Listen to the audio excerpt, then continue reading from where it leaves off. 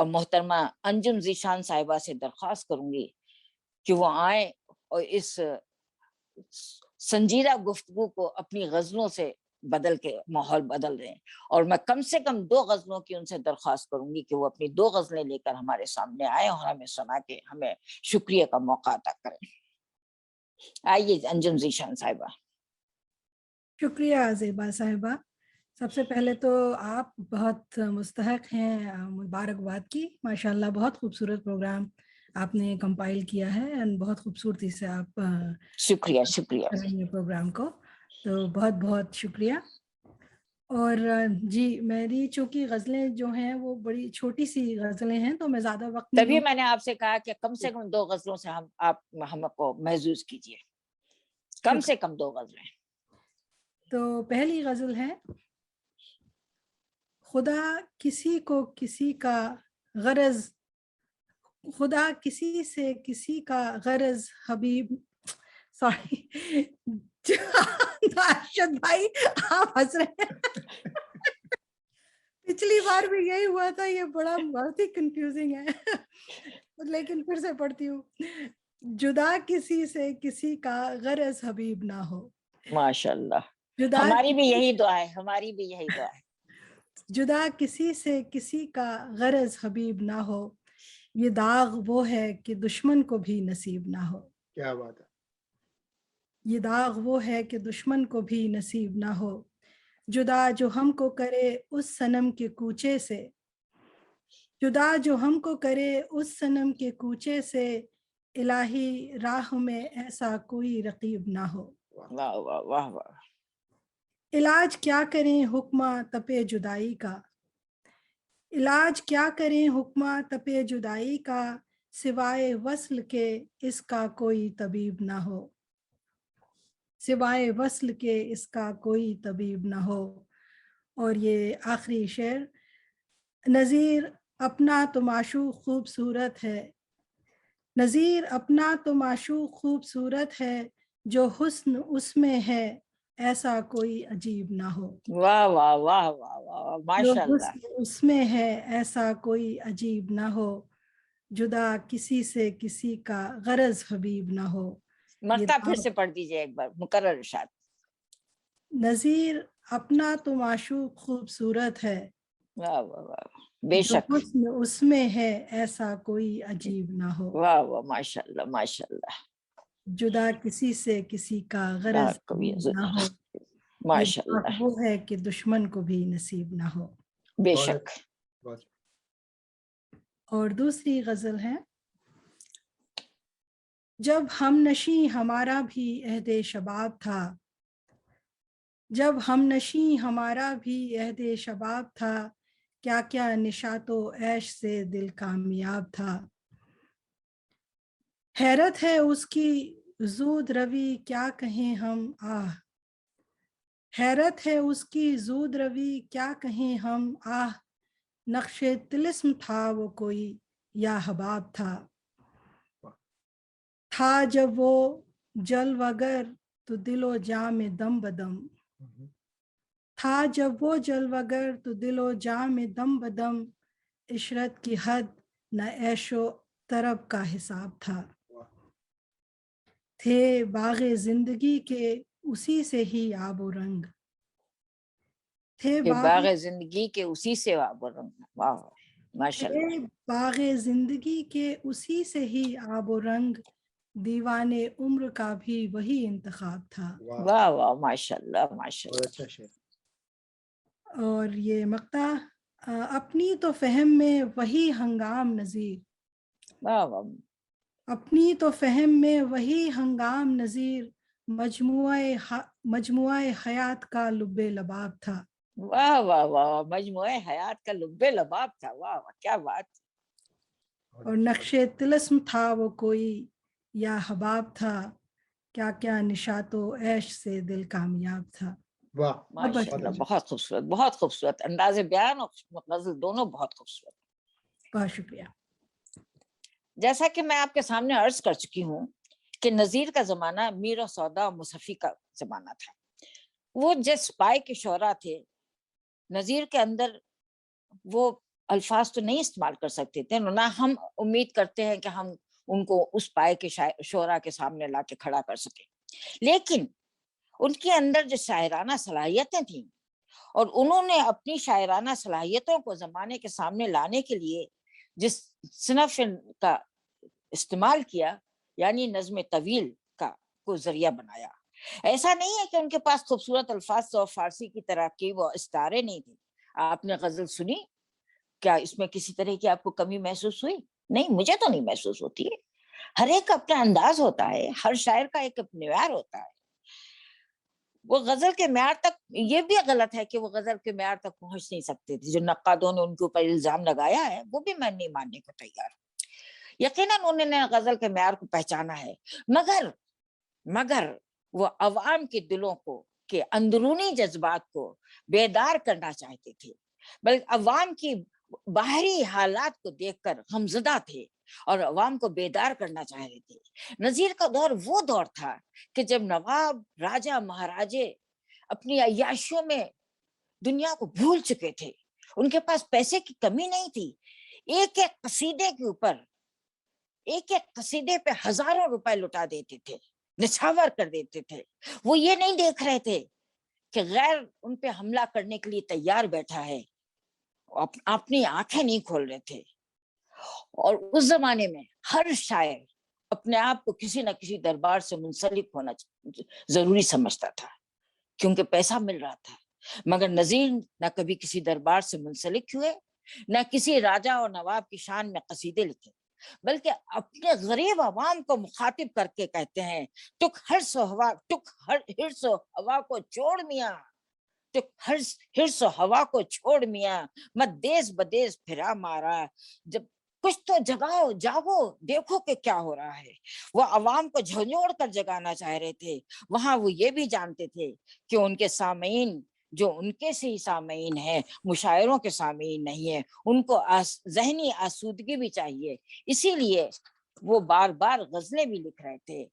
और मैं अब एक और गजल सुनवाना चाहूंगी आपको, जनाब गजाली साहब को बुलाना चाहूंगी कि वो, मैं देखना चाहती हूँ कि आज वो हमको क्या सुना रहे हैं, क्योंकि उनका अंदाज बयान और इंतखाब कलाम हमेशा ही मुनफरिद होता है। आइए गजाली साहब, देखें आप आज क्या लेकर आए हैं।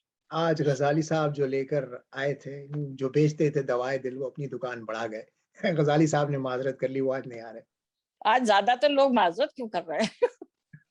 तो आप सुना दीजिए उनकी गजल, या फिर हम तो मैं सुना तो सकता हूँ, लेकिन चलें आगे बढ़ जाते उनकी, चलिए आगे बढ़ जाते हैं। ऐसा नहीं है कि उर्दू अदब के दीगर शोरा ने नज्म को जरिया इजहार न बनाया, जरिया इजहार भी बनाया, जरिया ख्यालात भी बनाया।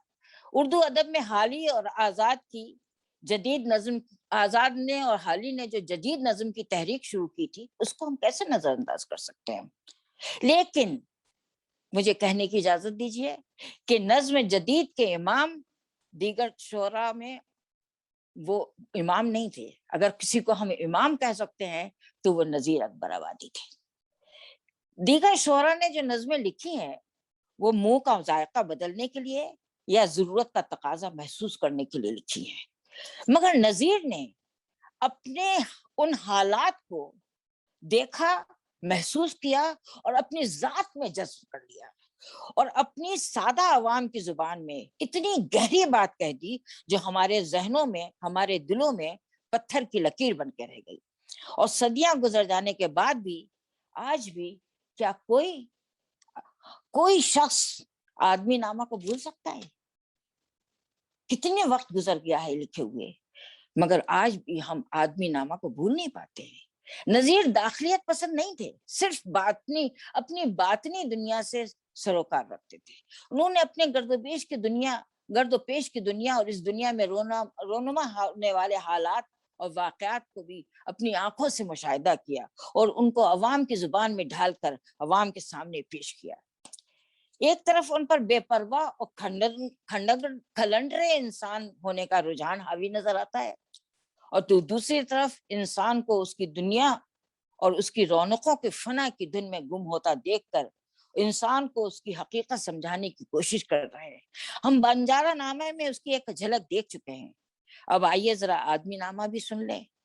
اور اس کو سنانے کے لیے میں جناب مدثر خان صاحب سے بہتر اور کسی کو نہیں پاتی ہوں کہ جو وہ آئیں اور ہمیں منظر اپنا آدمی نامہ سنائیں. میں اس سے پہلے کہ مدثر صاحب اپنی نظم کو لے کر ہمارے سامنے تشریف لائیں، میں تھوڑا سا ان کے بارے میں کچھ کہنا چاہوں گی. مدثر خان صاحب جو آج ایریزونا سے ہمارے پروگرام میں شامل ہو کر ہماری محفل کی رونق بڑھا رہے ہیں، ان کا تخلص ہے امریکی انگریز. میری حضرت امریکی. اس تخلص کی وجہ میری سمجھ میں نہیں آئی. اگر وہ ہم کو ذرا سا بتا دیں گے اپنے بیان شروع کرنے سے پہلے تو ہمیں ذرا خوشی ہوگی. ان کے خاص چیز یہ ہے کہ وہ اردو شاعری بھی کرتے ہیں اور انگریزی میں کئی کتابیں کے مصنف بھی ہیں، اور سب سے اہم بات یہ ہے جو میں آپ کو بتانا چاہ رہی ہوں کہ وہ انگریزی میں غزل کہتے ہیں، جو کہ شاید عام طور سے لوگ نہیں کہتے ہیں. انگریزی غزل کے اسٹائل میں انگریزی پوئم لکھتے ہیں، اور ان کی شمولیت میں اپنے لیے باعث عزت افزائی سمجھتی ہوں اور باعث مسرت سمجھتی ہوں. اور ان سے میں یہ دستبستہ عرض کروں گی کہ آپ آتے رہیے، ہماری محفل کی رونق بڑھاتے رہیے. آئیے مدثر صاحب تشریف لائیے. شکریہ زیبا صاحبہ. وہ یہ تھا کہ پہلے میں تخلص کرتا تھا قالب، قاف الف لام بے، اور ہم اسلام آباد سے ہیں تو قالب اسلام آبادی. تو میں یہ کوئی بات ہے 1980s کی، اپنا 85-86 سن 85-86، تو میں کو وہ تصوف وغیرہ کے معاملے میں آیا اور میں ٹیکسس میں ہوتا تھا.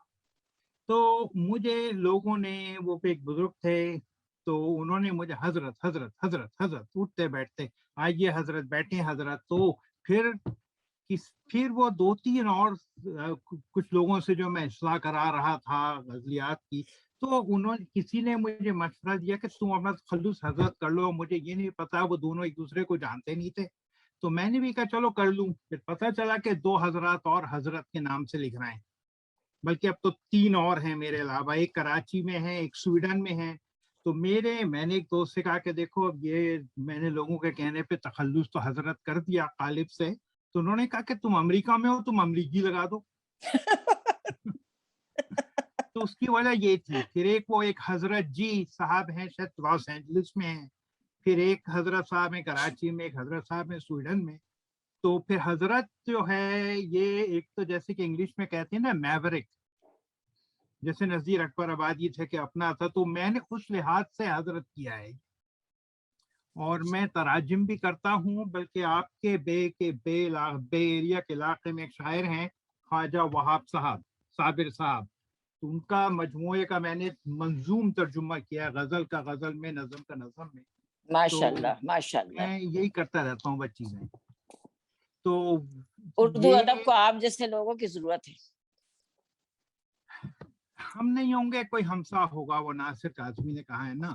تو ہمیشہ کوئی نہ کوئی رہے گا جو کہ یہ چیزیں کرتا رہے گا. اب یہ آدمی نامہ جو نظم ہے، یہ ایک ایسی چیز ہے جو میں نے 6 یا 7ویں جماعت میں پڑھی تھی. اس کی ایک وجہ یہ ایک نظم، یہ اس کی بھی نظم کی وجہ ہے کہ میں اردو شاعری میں مجھے اور شوق ہوا، تو میں سناتا ہوں. اور یہ مشاہدہ دیکھیں ان کا، نذیر اکبر آبادی کا، کہ دنیا میں بادشاہ ہے سو ہے وہ بھی آدمی.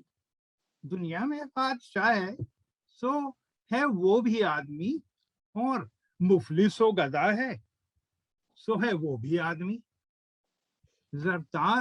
زردار و بے نوا ہے سو ہے وہ بھی آدمی. نعمت چکھا رہا ہے سو ہے وہ بھی آدمی. ٹکڑے چبا رہا ہے سو ہے وہ بھی آدمی. ابدال قطب غوث و ولی آدمی ہوئے، منکر بھی آدمی ہوئے اور کفر کے بھرے. کیا کیا کرش میں کشف و کرامات کے لیے کیے، حتیٰ کہ اپنے زہد و ریاضت کے زور سے خالق سے جا ملا ہے تو وہ بھی ہے آدمی. مسجد بھی آدمی نے بنائی ہے یا میاں، بنتے ہیں آدمی ہی امام اور خطبہ خان. پڑھتے ہیں آدمی ہی قرآن اور نمازیاں، اور آدمی ہی ان کی چراتے ہیں جوتیاں. جو ان کو تاڑتا ہے سو ہے وہ بھی آدمی.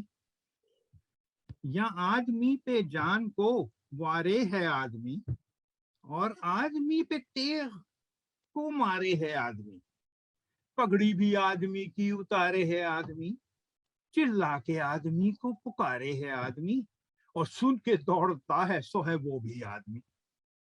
अशराफ और कमीने से, यह आखिरी बंद है कि अशराफ और कमीने से ले शाहता वजीर, ये आदमी ही करते हैं सबकार दिल पजीर, सबकार दिल पजीर। या आदमी मुरीद है और आदमी ही पीर, अच्छा भी आदमी है, अच्छा भी आदमी ही कहलाता है ए नजीर, और सब में जो बुरा है सो है वो भी आदमी। माशाल्लाह माशाल्लाह। मुशाहिदा देखें इनका। टुकड़े चबा रहा है सो वो भी आदमी, नेमत जो खा रहा है सो वो भी आदमी। इस एक शेर में नजीर ने माशरे की पूरी तस्वीर खींच के हमारे सामने रख दी कि ये है आज का माशरा। तो इस खूबसूरत नज्म के बाद मैं फिर गजलों की तरफ वापस आ जाती हूँ। नजीर की एक गजल है, दिल लेकर आप हमसे जान भी तलब करते हैं। यानी खूबसूरती देखिए अल्फाज की कि दिल तो ले ही लिया आपने, दिल लेके आप हमसे जान भी तलब करते हैं।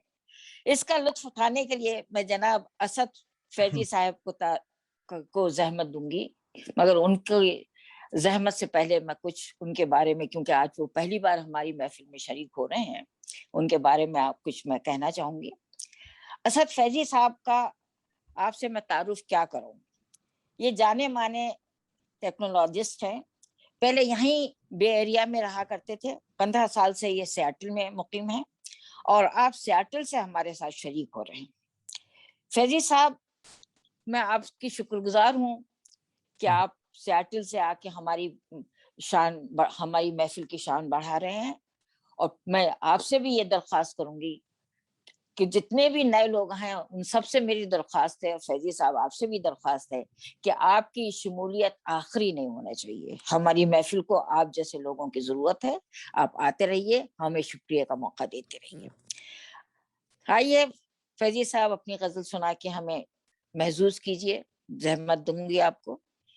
जी ठीक, ये नजीर अकबराबादी की गजल है। मतला है, दिल को लेकर हमसे अब जान भी तलब करते हैं आप, लीजिए हाजिर है पर ये तो गजब करते हैं आप। वाह वाह वाह, आपने भी गजब कर दिया। शुक्रिया। मूरदे तकसीर गर होते तो लाजिम थी सजा, वाह वाह, ये जफा फिर कहिए हम पर किस सबब करते हैं आप। वाह वाह वाह, माशाल्लाह। नवाजिश करते हो अबरू से कुश्ता, रुख से देते हो जला, वाह हुस्न में एजाज क्या क्या रोजो शब करते हैं आप। कैद से जो था किया दर पर्दा लैला ने सलूक, फिर वही है मेहरबान हमसे भी अब करते हैं आप। वाह वाह वाह, शुक्रिया शुक्रिया। बेकली होती है हसरत से दिले सच्चाक को, अपनी जुल्फे अंबरी को शाना जब करते हैं आप। वाह वाह वाह वाह, माशाल्लाह। हमने पूछा फिर भी इसकी जां फिरी सब जिस्म में, नज़ा में दूरी से जिसको जां बलब करते हैं आप। माशाल्लाह। हंस के फरमाया नजीर अपनी दुआए लुत्फ से, ये भी हो सकता है क्या इसका अजब करते हैं आप। शुक्रिया, बहुत बहुत शुक्रिया, इतनी खूबसूरत नज़्म सुनाती। और मैं आप लोगों से एक दरख्वास्त करना चाहती हूँ, जो हमारे शुरका बाहर से शरीक हो रहे हैं, कि आप अपने कैलेंडर के ऊपर हर महीने की 3rd संडे को क्रॉस लगा दीजिए कि ये आपको हमारे यहाँ आना ही आना है। इस पर कोई आपको याद दिलाए ना दिलाए, मगर आपका कैलेंडर आपको याद दिला देगा। शुक्रिया बहुत बहुत। वक्त बहुत तेजी से आगे बढ़ रहा है और मुझसे मुतालबा कर रहा है कि तुम भी आगे बढ़ो, क्योंकि जो घड़ी का साथ आगे नहीं बढ़ते वो जिंदगी में भी पीछे रह जाते हैं। لہٰذا میں بغیر وقت ضائع کیے ہوئے جناب قاضی حبیب صاحب کو دعوت دینا چاہتی ہوں کہ تشریف لائے، ایک خوبصورت غزل سنا کر ہمیں محظوظ ہونے کا موقع عطا فرمائے. آئیے قاضی حبیب صاحب، تشریف لائیے، آپ موجود ہیں؟ جی شکریہ شکریہ بہت تشریف لائیے. بہت دیبا صاحبہ. جی ایک سیکنڈ.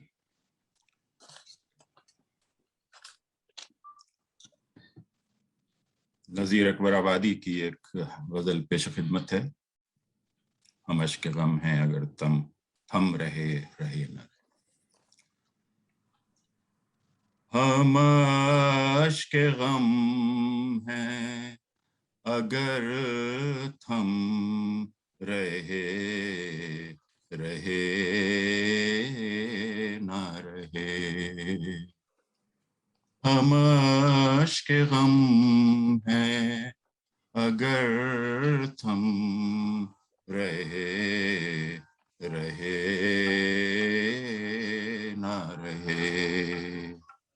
مزا پہ آن کے ٹک جم رہے نہ رہے. ہم اشک غم ہیں اگر تھم رہے نہ رہے.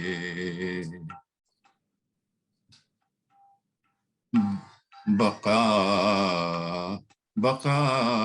ہماری جو پوچھو تو جوں چراغ مزار. بقا ہماری جو پوچھو تو جوں چراغ مزار. ہوا کے بیچ کوئی دم رہے نہ رہے. ہم اشک غم ہیں اگر تھم رہے نہ رہے.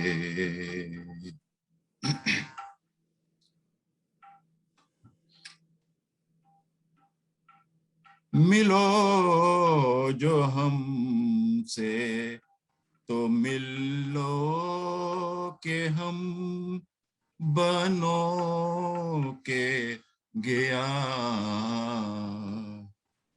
ملو جو ہم سے تو مل لو کہ ہم بنو کے گیا. مثال قطرہ شبنم رہے نہ رہے. ہم اشک غم ہیں اگر تھم رہے نہ رہے. شکریہ. نہیں جی جی جی بالکل معاف کیجیے گا. بہت بہت شکریہ. جی بہت خوبصورت، بڑی خوبصورت آواز تھی. اتنا بہت شکریہ یہ سنانے کا. ابھی میں جاری ہوں. جی آپ اپنا برقرار رکھیے. جی. رہے وہ شخص جو بزم جہاں کی رونق ہے. رہے وہ شخص جو بزم جہاں کی رونق ہے. ہماری کیا ہے اگر ہم رہے نہ رہے. ہم اشک غم ہیں اگر تھم رہے رہے نہ رہے. یہی سمجھ لو ہمیں تم کہ ہم مسافر ہیں. یہی سمجھ لو ہمیں تم کہ ہم مسافر ہیں. جو چلتے چلتے کہیں تھم رہے نہ رہے. رہے نہ رہے. ہم اشک غم ہیں اگر تھم رہے نہ رہے. اور مقطع سے نظیر آج ہی چل کر بتوں سے مل لیجے. نظیر آج ہی چل کر بتوں سے مل لیجے. پھر اشتیاق کا عالم رہے نہ رہے نہ رہے. ہم اشک غم ہیں اگر تھم رہے نہ رہے. بہت بہت شکریہ سر. معاف کیجیے گا میری وجہ سے میں بیچ میں بول دی تو آپ کا سلسلہ نہیں ٹوٹ گیا. میری غلطی ہے, اس کے لیے میں معافی کی خواستگار ہوں. بہت آپ نے جو یہ غزل سنا کے اس ترنم کے ساتھ جو غزل سنائی ہے تو غزل کا مزہ دوبالا ہو گیا. دوبالا بھی نہیں کہوں گی, میں کہوں گی چوبارہ ہو گیا. بہت خوبصورت لاجواب غزل ترنم کے ساتھ غزل سنا دی آپ نے.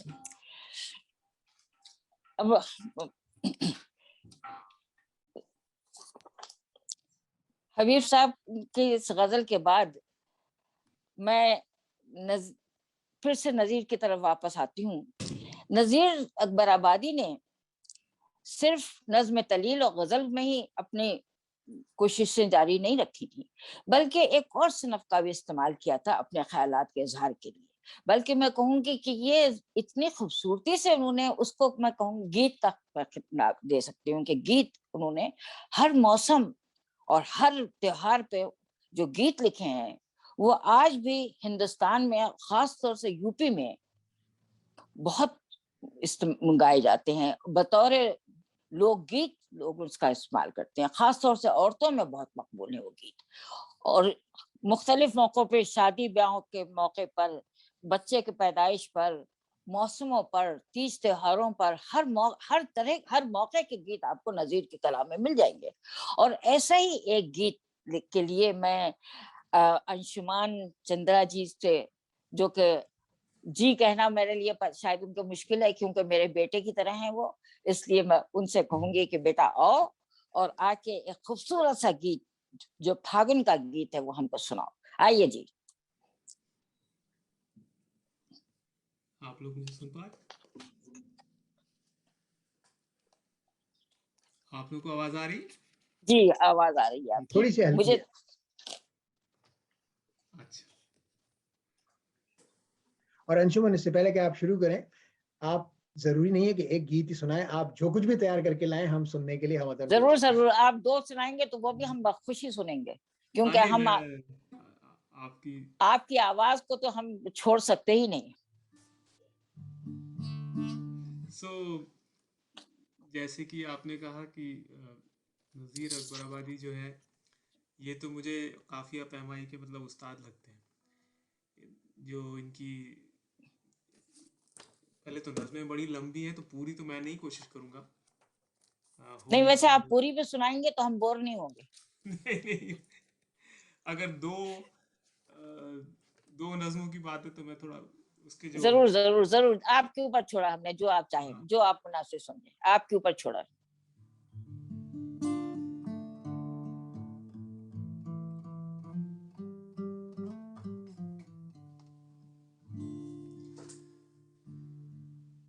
जब फागुन रंग झमकते हो,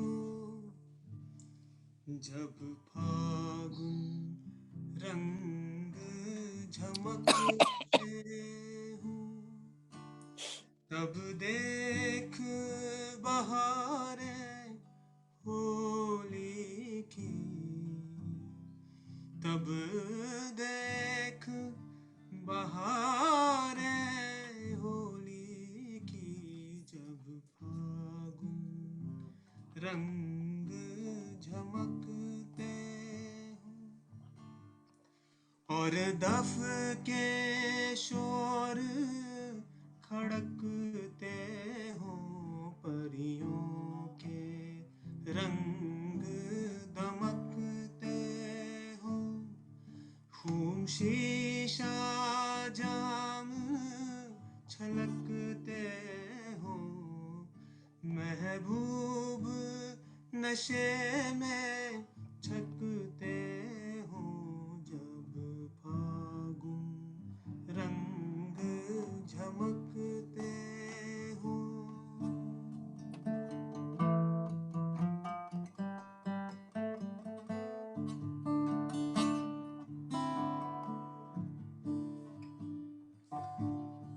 हो नाच रंगीली परियों का, बैठे हो गुलरू रंग भरे, कुछ भीगे ताने होली की, कुछ नाजो अदा के ढंग भरे, दिल खोले देख बहारों को और कानों में आहंग भरे, कुछ तबले खड़के रंग भरे, कुछ ऐश के दम जंग भरे, कुछ घुंघरू ताल छनकते हो, तब देख बहारें होली की, जब फागुन रंग झमकते हो।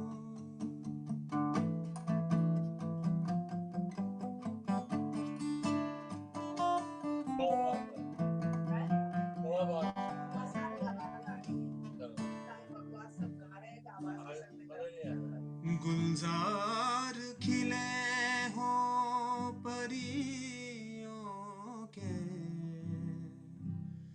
और मजलिस की तैयारी हो, कपड़ों पर रंग के छींटे से खुश रंग अजब गुलकारी हो, लाल गुलाबी आंखें हो और हाथों में पिचकारी हो, इस रंग भरी पिचकारी को अंगिया पर तक कर मारी हो, सीनों से रंग ढलकते हो, तब देख बहारें होली की, जब फागुन रंग झमकते हो, तब देख बहारें होली की, जब फागुन रंग झमकते हो। वाह क्या वाह खूबसूरती बहुत से आपने किया है। अच्छा, अब आप खूबसूरत, मुझे एक बात बताइए, मेरा आप सबसे एक जबरदस्त। सवाल बहुत खूब। एक सवाल मैं आप सबसे कहना चाहती हूँ कि होली के इस खूबसूरत गीत में जिस तरह से मौसम का बयान किया है, जो जज्बात की गहराई है, वो क्या आपको किसी और होली के गीत में मिलती है? क्या किसी और शायर ने इस गहराई को इस अंदाज से बयान किया है? फागुन का जो मौसम का नक्शा खींचा है, जो होली का जिक्र किया है, कितना खूबसूरत गहराई है इसके अंदर, जज्बात को जैसे जज्ब कर लिया है अपने अंदर और उसको बयान कर रहे हैं। ये अलावा नजीर का मुझे तो कहीं नहीं दिखाई देता है। मैं बताइए, आप लोग बताइए, क्या है कोई ऐसा जो इस तरह से मंजर कशी कर सके मौसमों की? कोई नहीं, कोई नहीं।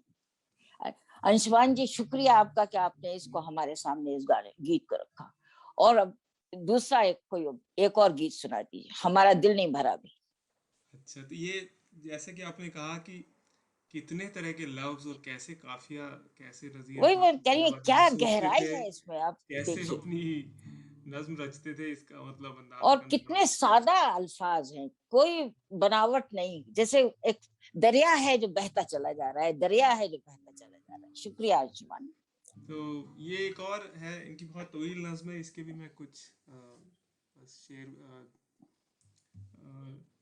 पढ़ता हूँ, देखिए आपको सुनाता हूँ कैसे आपको लगते हैं।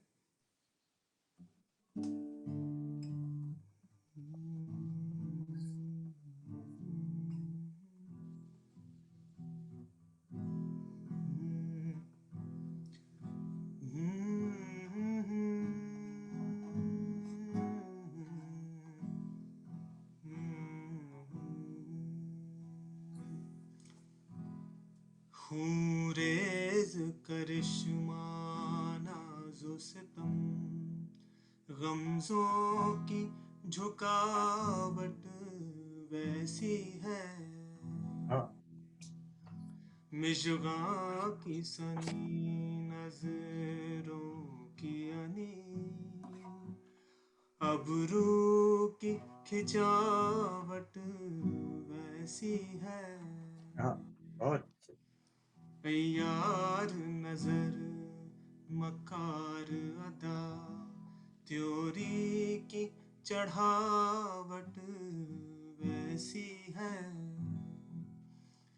कत्ताल निगार दीश्त गज़ब, आँखों की लगावट वैसी है, पलकों की झपक पुतली की फिरत, सुरमे की घुलावट, हाँ, क्या बात, माशाल्लाह। मुकर्रर इरशाद, मुकर्रर इरशाद। रेज करिश्मा नाज़ो सितम, गमजों की झुकावट वैसी है, पलकों की झपक पुतली की फिरत, सुरमे की घुलावट वैसी है, बेदर्द सितमगर बेपरवा, बेकल चंचल चटकीली सी, दिल सख्त कयामत पत्थर सा, और बातें नर्म रसीली सी, डोरों की बान रंगीली सी, काजल की आन कटीली सी, वो आंखें मस्त नशीली सी, कुछ काली सी कुछ वाह, माशाल्लाह। चितवन की दगा, नजरों की कपट, सीनों की लड़ावट वैसी है,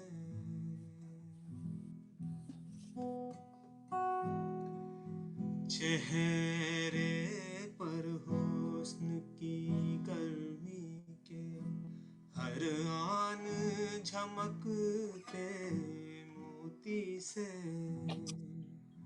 खुश रंग पसीने के कतरे 100 बार झलकते मोती से, हंसने की अदा में फूल झड़े, बातों में टपकते मोती से, वो पतले पतले होठ गजब, वो दांत चमकते मोती से, पाँव की रंगावट कहर सितम, घड़ियों की जमावट वैसी है, खूरेज करिश्मा नाज़ो सितम, गमज़ों की झुकावट वैसी है, पलकों की झपक पुतली की फिरत, सुरमे की घुलावट वैसी है। वाह वाह वाह वाह वाह वाह, वाह वाह। यानी क्या कहना, बहुत कितनी मुख्तलिफ अंदाज के दोनों आपने सुनाए। एक फागुन का जिक्र था, होली का जिक्र था, दूसरे में माशूक के हुस्न का तस्करा है। और कितने, अब आप बताइए, जो बहुत लोग खूब। कहते हैं कि हम नजीर को हम शायर नहीं मान सकते, तो देखिए ये शायरी नहीं है तो क्या है। माशूक के चेहरे से लेके मिजगान से लेके पैरों तक का बयान कर दिया, कितने हसीन अंदाज से। कौन कहेगा कि नजीर शायर नहीं थे, नजीर के पास अल्फाज नहीं थे, नजीर के पास रदीफ व काफिये नहीं थे, सब कुछ था नजीर के पास, लेकिन अवाम के लिए था, नवाबों के लिए नहीं था। बस यही एक कमी थी कि नवाबों के लिए नहीं लिखा उसने, अवाम के लिए लिखा है।